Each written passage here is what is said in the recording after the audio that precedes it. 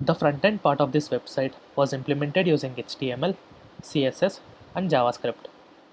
On one hand, HTML and CSS gave structure and style to our web pages, whereas JavaScript made the web pages dynamic and interactive. For backend, we have used PHP, and MySQL was used for the database. We have implemented sharding and two APIs as part of our experiential learning. I'll be explaining the APIs, and Asifa will be explaining how we have implemented sharding. So coming to the working of COVID-19 API, here we are fetching a JSON file across the network and then printing it in the console. Let us see how this works. Let us log in first and then check the admin page.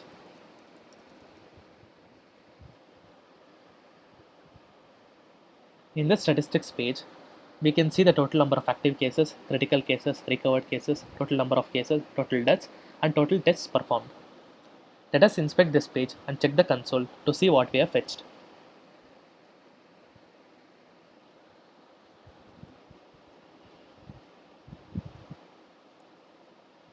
So this is what we have fetched from the API. There are many attributes here such as active cases, active patients per 1 million, total number of cases, etc.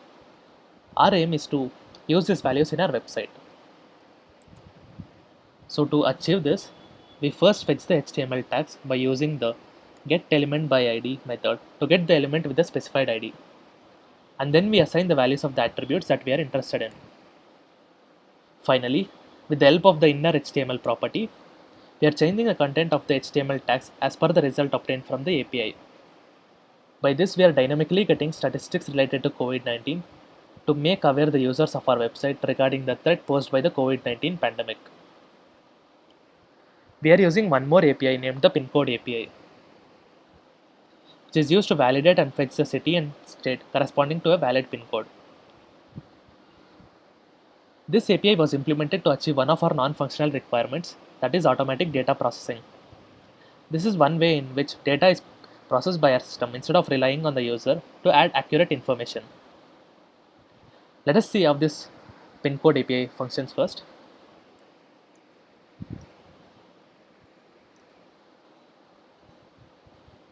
Instead of using fetch, we are using jQuery Ajax to implement this PIN code API.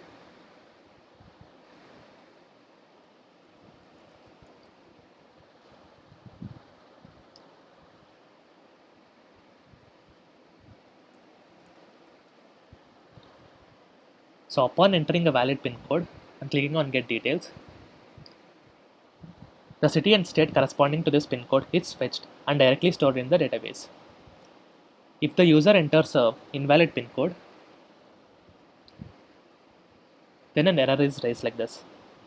Now Pasifa will be explaining how we are implementing sharding. Sharding is a technique which is used to achieve horizontal scaling, which means to break down a large table with a lot of data into smaller parts. These small parts needn't necessarily be two equal halves. The table can be divided into multiple parts as well. So these parts have a subset of tuples which were in the original table, and these smaller tables can be recognized using a shard key. This shard key again is stored in another table. So these smaller tables are stored in different servers in different regions. This is because you do not want one server to be loaded with all the data. Because when a user tries to query these data, they'll have to be searched from one large table itself, which will consume a lot of time. So we have used sharding. We have applied sharding here to store data in different regions and different servers, so that the retrieval time is less, and you can distribute all the traffic uniformly in all different servers of different regions. For example, you can imagine an instance in our hospital management system. You do not want any person residing in any different state to be accessing data of our state. So we want to protect our data and add an additional level of security to our system. So we are using sharding because you do not want them to access our data and misuse it, because it'll disobey data integrity. So because of which we are adding sharding to our system. So basically, sharding is of two types. You can shard at the database level or application level. We have implemented sharding at an application level, which means when you query the data at the application level itself, it will route the data to the particular table from which the data has to be fetched. In our system, the patient relation in the database is divided into two shards within the same database.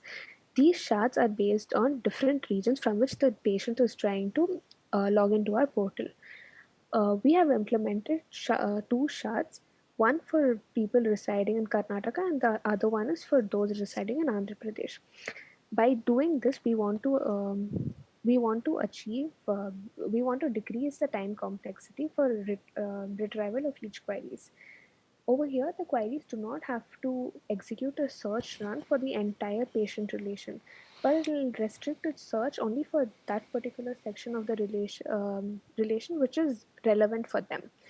If the search fails for that particular shard, it will then have to run the search for the original table itself.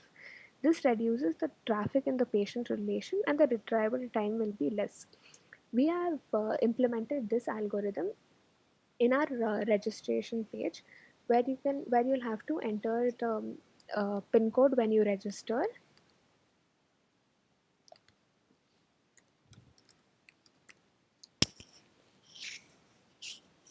So based on your pin code from our pin code API, we'll fetch the state name.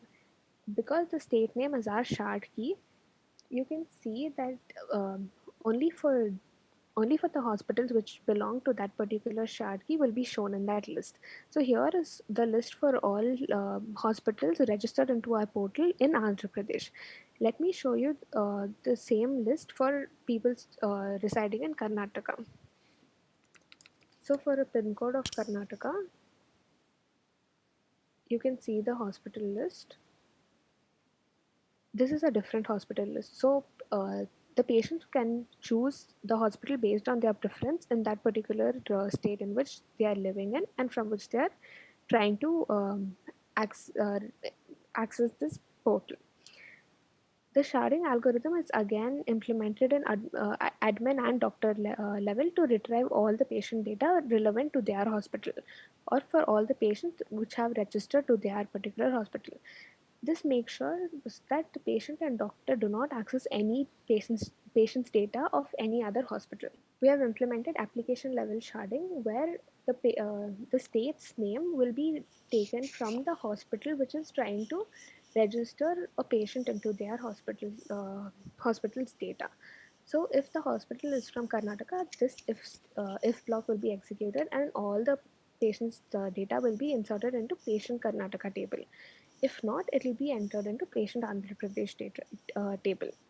So this is how we have implemented sharding for these two particular regions. For future enhancements, we can implement different.